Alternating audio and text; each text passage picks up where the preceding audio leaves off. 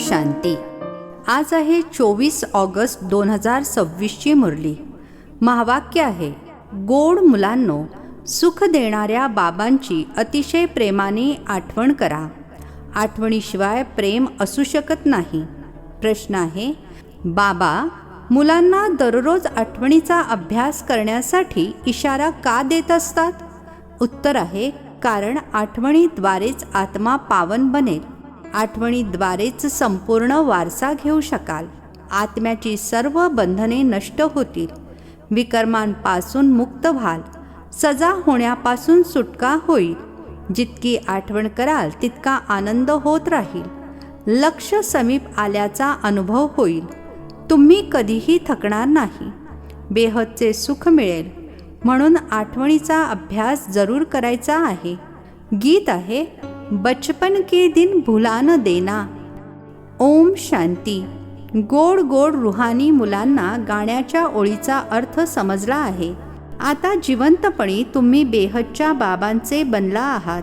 सतयुगामध्ये देखील हदच्या पित्याचे बनता. आता केवळ तुम्ही ब्राह्मण मुलेच बेहदच्या पित्याची बनला आहात. तुम्ही जाणता, आपण बेहदच्या बाबांकडून बेहदचा वारसा घेत आहोत. जर बाबांना सोडले तर बेहदचा वारसा मिळू शकणार नाही. भले तुम्ही सांगता, परंतु थोडक्यात काही कोणी संतुष्ट होत नाही. मनुष्य भरपूर धनाची इच्छा ठेवतात. धनाशिवाय सुख मिळू शकत नाही. धनसुद्धा पाहिजे, शांती देखील पाहिजे, निरोगी काया देखील पाहिजे. तुम्ही मुलेच हे जाणता की दुनियेमध्ये आज काय आहे आणि उद्या काय होणार आहे. विनाश तर समोर उभा आहे. इतर कोणाच्याही बुद्धीमध्ये या गोष्टी नाहीत. आणि जरी समजले की विनाश समोर उभा आहे, तरी देखील आपण काय करायला हवे हेच जाणत नाहीत. तुम्हा मुलांना समजते आहे. असे वाटते की कधीही युद्ध सुरू होईल. थोडीशी ठिणगी पडली तरीही विस्फोट होईल. वेळ लागणार नाही. यापूर्वी देखील छोट्याशा गोष्टीवरून किती मोठे युद्ध सुरू झाले. मुले जाणतात की ही जुनी दुनिया नष्ट झाली की झाली. त्यामुळे लवकरात लवकर बाबांकडून वारसा घ्यायचा आहे. बाबांची निरंतर आठवण करत राहाल तर खूप हर्षित राहाल. देह अभिमानामध्ये आल्यानेच तो आनंद गायब होतो. देही अभिमानी बनता तेव्हा बाबांची आठवण करता. देह अभिमानामध्ये आल्याने बाबांना विसरून दुःख झेलता.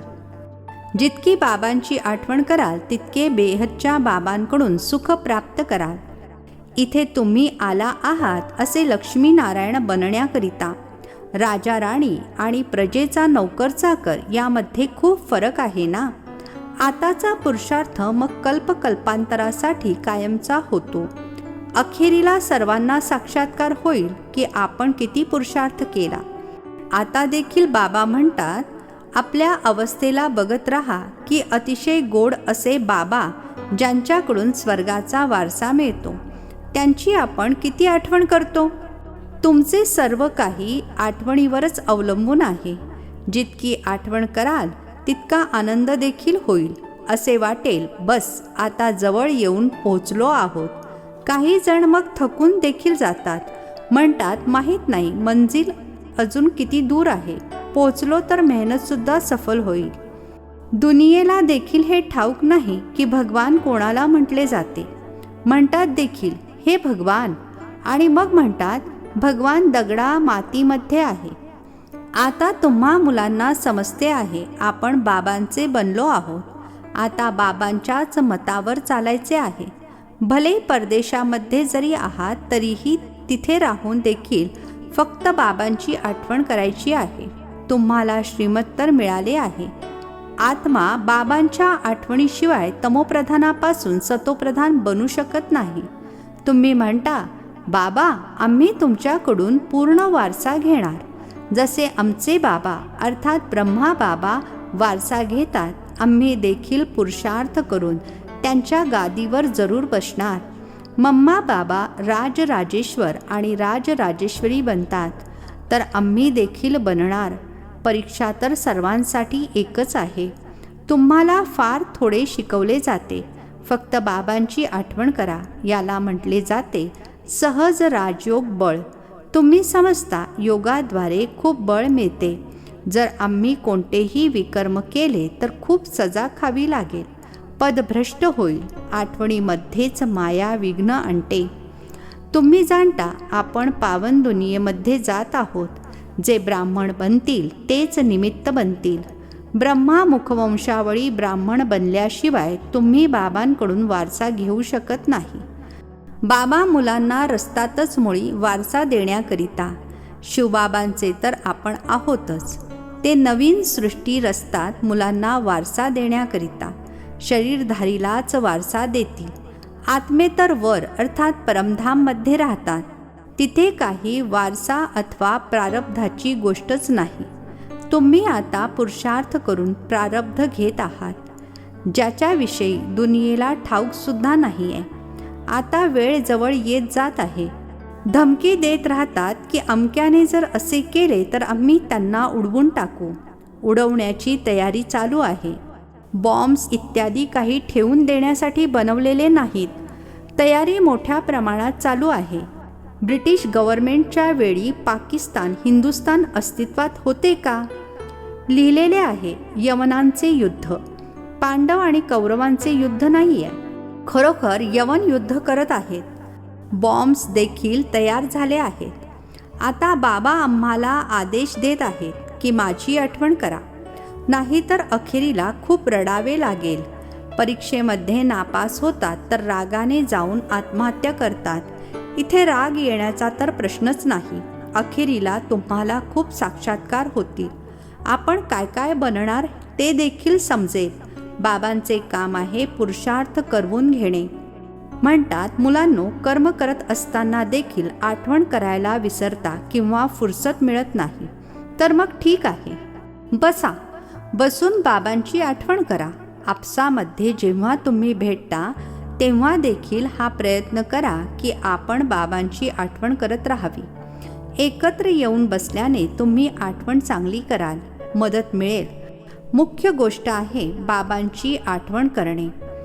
इथे अर्थात सेंटरवर या अथवा नका येऊ.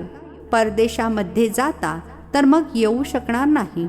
तिथे देखील फक्त एक गोष्ट लक्षात ठेवा, बाबांच्या आठवणीनेच तुम्ही तमोप्रधानापासून सतोप्रधान बनाल. बाबा म्हणतात फक्त एकच गोष्ट लक्षात ठेवा, बाबांची आठवण करा.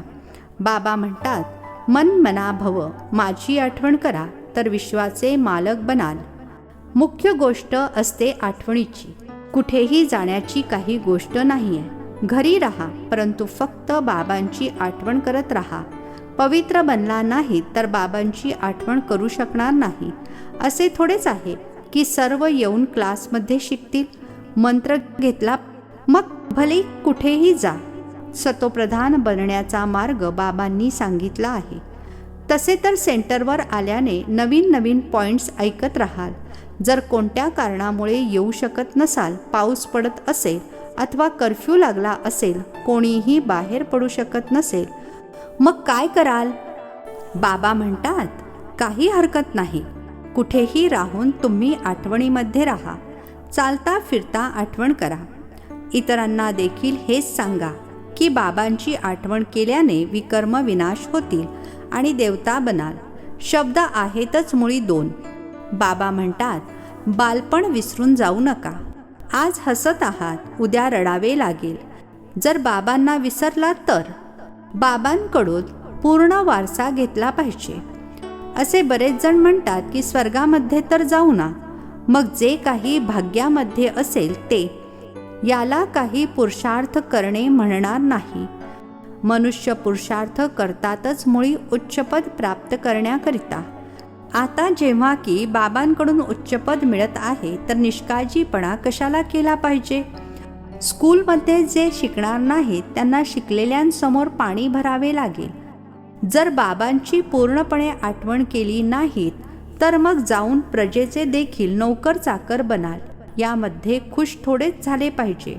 तर बाबा समजावून सांगत आहेत, गोड गोड मुलांनो, सन्मुख रिफ्रेश होऊन जाता. बऱ्याच जणी बांधेली देखील आहेत. काही हरकत नाही, घरी बसून आठवण करत राहा. तुम्हाला किती सोपे उपाय समजावून सांगतात. मृत्यू समोर उभा आहे. युद्ध अचानकच सुरू होईल. एकमेकांना धमकावतात. थोडी जरी गडबड केली तर आम्ही असे करू, अगोदरच सांगून टाकतात. बॉम्ब्सचा अहंकार खूप आहे. बाबा म्हणतात, मुले अजून योगबळामध्ये तरबेज झालेली नाहीत. असे होऊ नये की युद्ध सुरू होईल, परंतु ड्रामा अनुसार असे होणारच नाही. मुलांनी पूर्ण वारसा घेतलेला नाही आहे, त्यामुळे हा विश्वास आहे की हे युद्ध जरी सुरू झाले तरी देखील बंदसुद्धा होईल, कारण अजून राजधानी स्थापन झालेली नाही. वेळ पाहिजे. पुरुषार्थ करून घेत राहतात. ठाऊक नाही, कोणत्याही वेळेला काहीही होऊ शकते. बस कोसळते, विमान कोसळते, ट्रेन घसरून पडते. मृत्यू किती सहज उभा आहे. धरणीकंप देखील होत राहतात. सर्वात जास्त काम भूकंपाला करायचे आहे, परंतु विनाश होण्यापूर्वी बाबांकडून पूर्ण वारसा घ्यायचा आहे. त्यासाठी अतिशय प्रेमाने बाबांची आठवण करायची आहे. बाबा, तुमच्याशिवाय आमचे दुसरे कोणीही नाही. फक्त बाबांचीच आठवण करत राहा. जसे छोट्या मुलांना समजावून सांगितले जाते तसे किती सोप्या रीतीने समजावून सांगत आहेत. जास्त काही त्रास देत नाही. फक्त आठवण करा आणि काम चितेवर बसून तुम्ही जे जळून खाक झाला आहात ते आता ज्ञान चितेवर बसून पवित्र बना. तुम्हाला विचारतात की तुमचे ध्येय काय आहे, तर बोला, जे सर्वांचे पिता आहेत ते म्हणत आहेत की मामेकम अर्थात मज एकाची आठवण करा, तर तुमची विकर्म विनाश होतील आणि तुम्ही तमोप्रधानापासून सत्वप्रधान बनाल. सर्वांचे सद्गतीदाता एक बाबाच आहेत. आता बाबा म्हणतात, फक्त माझी आठवण करा म्हणजे मग गंज उतरेल. हा एवढा संदेश द्या. तर संदेश देऊ शकता ना? स्वतः आठवण करतील तेव्हाच तर दुसऱ्यांना आठवण करून देऊ शकतील. दुसऱ्यांना आवडीने सांगतील, नाही तर ते शब्द हृदयापासून येणार नाहीत. बाबा म्हणतात, कुठेही असा, जितके शक्य होईल फक्त बाबांची आठवण करा. भले खाणे पिणे इत्यादीचा थोडा त्रास होतो. राहायचे तर घरीच आहे ना. घरी राहत असताना बाबांची आठवण करा. जो भेटेल त्याला हीच शिकवण द्या. समोर मृत्यू उभा आहे. बाबा म्हणतात, तुम्ही सर्व तमोप्रधान पतित बनला आहात. आता माझी आठवण करा आणि पवित्र बना. आत्माच पतित बनली आहे. सतयुगामध्ये असते पावन आत्मा. बाबांच्या आठवणीद्वारेच आत्मा पावन बनेल. दुसरा कोणताही उपाय नाही. हा संदेश सर्वांना देत जा, म्हणजे मग अनेकांचे कल्याण कराल. अजून कोणताही त्रास देत नाही. पुरुषोत्तम महिन्यामध्ये देखील जाऊन सर्वांना समजावून सांगा की सर्वात पुरुषोत्तम कोण आहे. सतयुग आदीमध्ये हे लक्ष्मीनारायण पुरुषोत्तम होते. यांना असे पुरुषोत्तम बनविणारे अर्थात स्वर्गाची स्थापना करणारे बाबा आहेत. सर्व आत्म्यांना पावन बनविणारे पतित पावन बाबाच आहेत. सर्वात उत्तम ते उत्तम पुरुष बनविणारे बाबाच आहेत. जे पूज्य होते तेच मग पुजारी बनले आहेत. रावण राज्यामध्ये आपण पुजारी बनलो. राम राज्यामध्ये पूज्य होतो. आता रावण राज्याचा अंत आहे. आपण पुजारीपासून पुन्हा पूज्य बनत आहोत. बाबांची आठवण करण्याचा इतरांनाही मार्ग सांगायचा आहे. वृद्ध मातांनी देखील ही सेवा केली पाहिजे. मित्र नातेवाईकांना देखील बाबांचा परिचय द्या. बोला, शिवबाबा म्हणतात, मामेकम अर्थात मज एकाची आठवण करा, तर तुम्ही स्वर्गाचे मालक बनाल. निराकार शिवबाबा सर्वांचे सद्गतीदाता बाबा सर्व आत्म्यांना म्हणत आहेत की माझी आठवण करा, तर सतोप्रधान बनाल. हे समजावून सांगणे तर सोपे आहे ना. वृद्ध माता देखील ही सेवा करू शकतात. मुख्य गोष्ट हीच आहे. लग्न सराई इत्यादी कुठेही जा, कानामध्ये हीच गोष्ट सांगा. कानामध्ये हीच गोष्ट सांगा. गीतेचे भगवान म्हणत आहेत की माझी आठवण करा. या गोष्टीला सर्वजण पसंत करतील. जास्त बोलण्याची गरज नाही. फक्त बाबांचा संदेश द्यायचा आहे की बाबा म्हणतात माझी आठवण करा. ठीक आहे. पाहिजे तर असे समजा की भगवान प्रेरणा करत आहेत. स्वप्नामध्ये साक्षात्कार होतो, आवाज ऐकू येतो. बाबा म्हणतात, माझी आठवण करा तर सतोप्रधान बनाल. तुम्ही स्वतः देखील फक्त याचे चिंतन करत राहा, मग बेडा पार होईल, अर्थात जीवनरूपी नौका पार होईल. आपण प्रॅक्टिकलमध्ये बेहदच्या बाबांचे बनलो आहोत आणि बाबांकडून 21 जन्मांचा वारसा घेत आहोत. तर आनंद झाला पाहिजे ना. बाबांना विसरल्याने त्रास होतो. बाबा किती सोपे करून सांगत आहेत की माझी आठवण करा, तर सर्वजण समजतील यांना मार्ग तर खरोखर योग्य मिळाला आहे. हा मार्ग कधीही कोणीही सांगू शकणार नाही. काळ असा असेल जे तुम्ही घरातून बाहेर देखील पडू शकणार नाही. बाबांची आठवण करत करत शरीर सोडाल. अंतकाल जो शिवबाबा सिमरे फिर नारायण योनी बलबल उतरे. लक्ष्मी नारायणाच्या घराण्यामध्ये येतील, नेहमी राजाई पद प्राप्त करतील. बस फक्त प्रेमाने बाबांची आठवण करा. आठवणीशिवाय प्रेम कसे कराल? सुख मिळते तेव्हाच तर आठवण केली जाते. दुःख देणाऱ्यावर प्रेम केले जात नाही.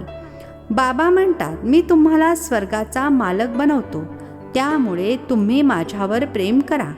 बाबांच्या मतावर चालले पाहिजे ना.